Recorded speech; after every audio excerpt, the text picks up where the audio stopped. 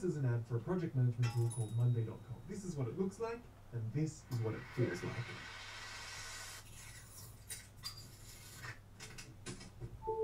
So, a lot of streaming tutorial content, my own included, assumes that you have a high-end streaming PC, how to get the highest resolution out of your webcam, capture card, and so on.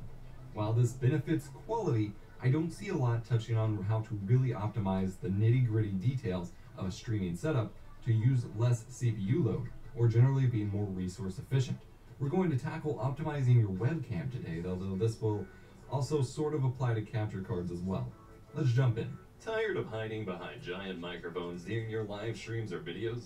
Say hello to the Mod Mic and the XLR Power Converter. This flexible, high-quality microphone attaches to your headphones and gives you the freedom you deserve. The XLR Power Converter makes it work with your existing professional audio setup for even more flexibility. Check it out with the link in the video description. I'm going to be tackling a few points with this video, starting with the simpler stuff and working up to a more technical point with decode formats and things like that.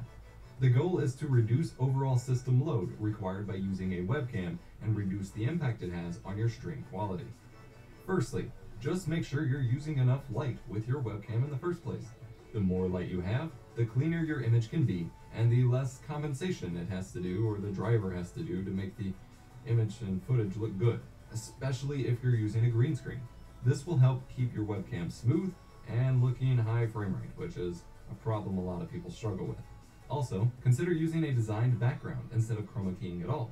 While it has been trendy recently to chroma key yourself into your game stream, it takes a lot of system resources to chroma key and a well-crafted setup to get to the right place in the first place, otherwise it looks bad.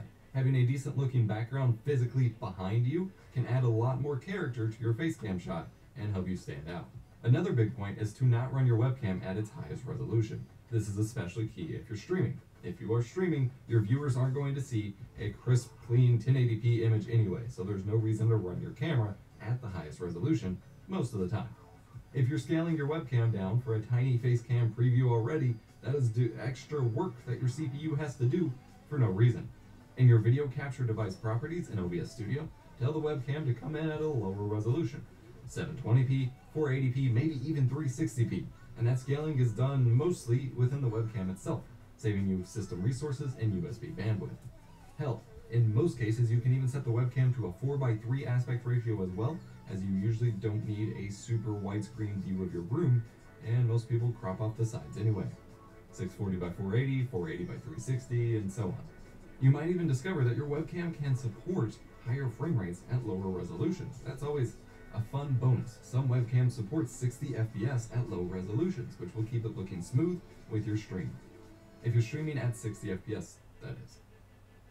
If you're game streaming and running your games on one of the new high refresh rate monitors, such as 120 Hz or 144 Hz, that kind of thing, that can cause some performance issues with webcams while streaming.